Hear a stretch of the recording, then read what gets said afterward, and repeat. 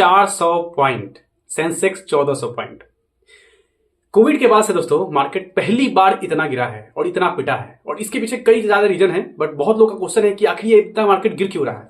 पिछले 6 मंथ में आप अगर उठा के देखो तो मार्केट ने बिल्कुल भी रिटर्न नहीं दिया है अपने इन्वेस्टर्स को और ट्रेडर्स को भी।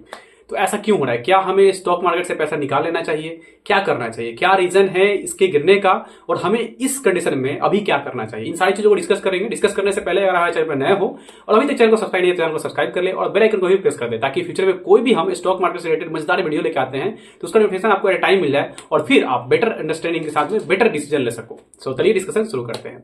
सबसे पहले बात करते हैं कि आज जो मार्केट है इतना गिरा क्यों है। दोस्तों कल के डेट में जो यूएस ने है ना, कनाडा पे और मैक्सिकन पे जो भी गुड्स वहां से आते हैं उन पे लगभग 25% के आसपास में टैरिफ लगाया है। ऑलरेडी पहले से टैरिफ लगाए थे, 25% और लगा दिया। दूसरा, चाइना पे 10% टैरिफ लगाया है। अब चाइना पे पहले से ही 10% था, 10% और लगा दिया, यानी कि टोटल 20% चाइना पे हो गया। अब सोचो कि ये जो कंडीशन भी चल रहा है वर्ल्ड ऑर्डर में, यूएस सब पे इम्पोज कर रहा है टैक्स, इंपोर्ट ड्यूटी पे। इससे क्या होगा? इससे क्या होगा, जो कि ग्लोबल जो मार्केट है ना, वो कहीं ना कहीं वहां पे एक टर्मोनाइल देखने को मिलेगा। क्यों? क्योंकि लोग ट्रेड वार में आ जाएंगे। अब सो दैट कि मैक्सिकन गवर्नमेंट भी तो यूएस प्रोडक्ट, जो भी इंडिया में जो भी यूएस प्रोडक्ट है मैक्सिकन बॉर्डर पे जा रहे हैं, इंपोर्ट हो रहे हैं, उस पर वो टैक्स लगाएगी। वही कनाडा पे लगाएगी, चाइनीज भी लगाएगी सेम। तो सेम कंडीशन होगा, अदर जो भी कंट्रीज है वो रिटेलिएट करेंगे इसके टैरिफ का। अब ये इंडिया के साथ भी हो सकता है। इंडिया को भी उन्होंने कहीं नहीं छोड़ा है, उन्होंने बोला है कि इंडिया पे भी टैरिफ लग सकता है और ये अप्रैल में होने वाला है। ठीक, तो आप कॉशियस रहे इस डेट पे, इस डेट को फिक्स कर ले, अप्रैल में होने वाला है। तो अप्रैल तक आपको बहुत कॉशियस रहना है और अप्रैल तक मार्केट जो है ऐसे ही सिचुएशन में चलेगा, आपको ये माइंड में फिक्स कर लेना है। तो अब बात आती है कि अगर ये इतने टैरिफ लगा रहे हैं तो क्या उनका इकोनॉमी इससे नहीं बिगड़ेगा? ऑब्वियसली बात है बिगड़ेगा।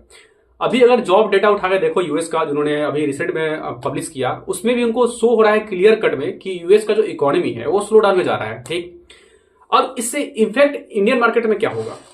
देखो हमारा जो इंडियन मार्केट है ना, वो ज्यादातर यूएस को इंपोर्ट करता है। जैसे कि आप आईटी सेक्टर ले लो या फिर फार्मास्यूटिकल प्रोडक्ट्स ले लो, एल्युमिनियम ले लो, ये सब जितने भी प्रोडक्ट्स है वो हम यूएस को इंपोर्ट करते हैं। ठीक है, यूएस हमसे ये प्रोडक्ट लेता है। अब सोचो कि अगर उसके देश में स्लो डाउन आ गया, ठीक, यूएस में अगर स्लो डाउन आ गया तो हमारे प्रोडक्ट का डिमांड घट जाएगा। ठीक, लोग कम मतलब एक्सपेंड करेंगे, पैसे को सेव करने की कोशिश करेंगे।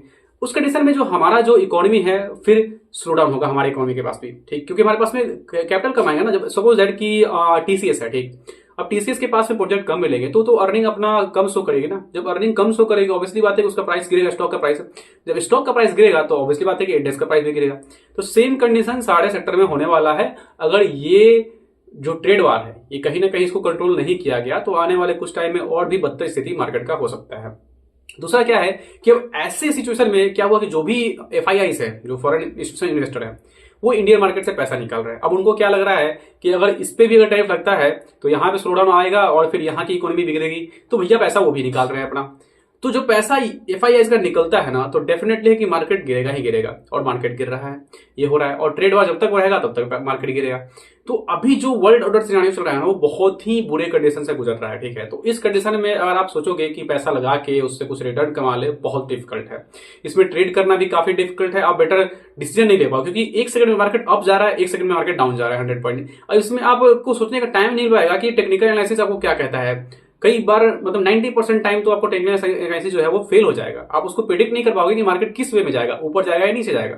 ठीक है, तो ऐसी कंडीशन में आपको ट्रेड से बचना चाहिए। ठीक है, अभी आप कोशिश करो कि जितने भी आप फ्यूचर एंड ऑप्शन वाले हो या फिर आप ट्रेडर हो, तो इंडेक्स में ट्रेडिंग ना करो। आपको स्टॉक स्पेसिफिक चूज कर लो, आप उसमें ट्रेड कर सकते हो। ठीक है, ज्यादातर जो हमारे देश में एफआईआई का जो होल्डिंग है ना, वो तो या तो आईटी में है, या तो फार्मास्यूटिकल में है, और या फिर फाइनेंशियल सेक्टर में है।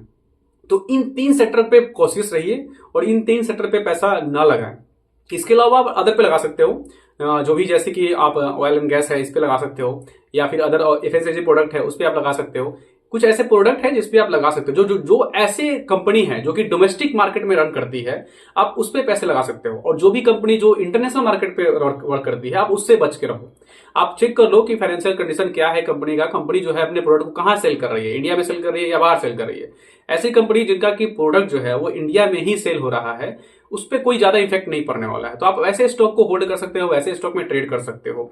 दूसरी चीज बात आती है कि इस कंडीशन में जो आपके होल्डिंग्स है वो तो ऑलरेडी रेड में हो चुके हैं, तो आपको क्या करना चाहिए? कि आपको सेल करना चाहिए या फिर उसको होल्ड करना चाहिए? तो मेरे सजेशन ये है कि आप उसको अभी फिलहाल में होल्ड करो। ठीक है, कुछ टाइम के लिए, क्योंकि ऑलरेडी लॉस में बेचने का कोई फायदा बनता नहीं है। जब मार्केट और गिरता है ना, अप्रैल तक वेट करो, अप्रैल में जब मार्केट और गिरेगा उस टाइम पे आप कैपिटल को ऑब्जर्व करके रखो, सेव करके रखो, और तब इन्फ्यूजन करो कैपिटल का, और उसको छोड़ दो करीब करीब में मेरे ख्याल से 1.5-2 साल के लिए छोड़ दो, आपको एक बेटर रिटर्न वहां से मिल सकता है। क्योंकि मार्केट का तो कंडीशन है कि ओवरऑल इसको अप जाना ही, ऊपर जाना ही जाना है, कुछ टाइम के लिए गिरेगा बट फिर इसको ऊपर जाना ही जाना है। तो ऐसी कंडीशन है, अभी फिलहाल में स्थिति खराब है, बस 1-2 साल के बाद स्थिति सुधरेगी तो ये और भी ऊपर जाएगी। और फिलहाल में जो इंटरनेशनल इकोनॉमिक फॉर्म है वहां से भी जो रिपोर्ट आया है इंडियन इकोनॉमी का, वो आने वाले नेक्स्ट 6 मंथ में इंडियन जो इकोनॉमी है वो ग्रोथ फास्ट करेगी। तो आप ये माइंड में रख लो कि आने वाला जो 1 साल है, उस 1 साल में जो इंडियन इकोनॉमी है ग्रोथ फेज में थोड़ी सी ग्रोथ दिखाएगी, डोमेस्टिक के जो कंजम्पशन है उसमें बढ़ेगा, प्लस में जो हमारा क्या बोलते हैं सिटी में कंजम्पशन है वो बढ़ेगा। तो इससे बढ़ने से क्या होगा, हमारी इकोनॉमी जो है वो स्लोली आगे बढ़ेगी, स्लोली ग्रोथ फेज में जाएगी। अभी हमारा 6.6 है, मे भी 7 भी जा सकता है, जीडीपी 8 भी जा सकता है, ये कुछ नहीं कह सकता। बट हाँ, अभी करंट सिनेरियो में स्थिति ठीक नहीं है, बट आने वाले 6 मंथ 8 मंथ में ये थोड़ा सा अच्छा कंडीशन रहेगा। ये रिपोर्ट है वर्ल्ड ऑर्डर का, वर्ल्ड इकोनॉमिक फोरम का।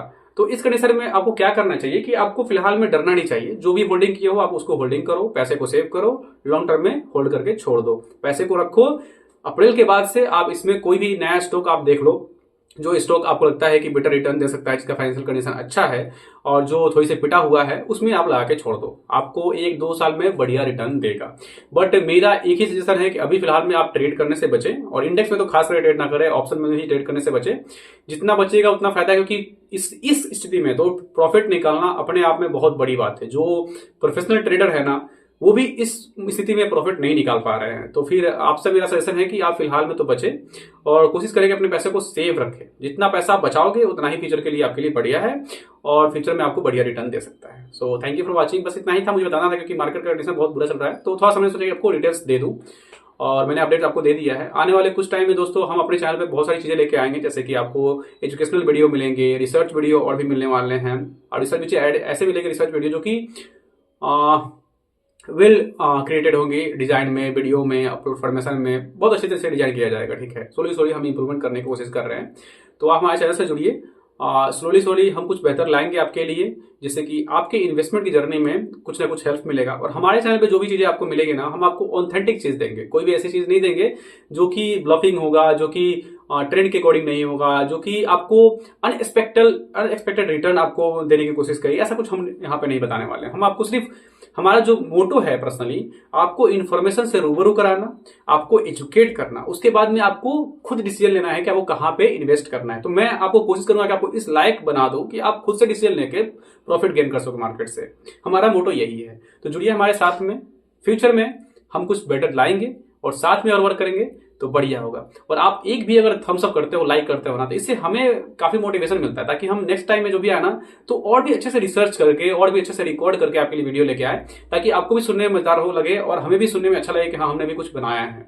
सो प्लीज हमें सपोर्ट कीजिए, और आपके सपोर्ट के लिए हम हमेशा एक बेहतर कंटेंट क्रिएट करने की कोशिश करेंगे और आपके लिए एक बेहतर प्लेटफॉर्म बनाने की कोशिश कर रहे हैं। So thank you for watching, see you next video, till then bye bye.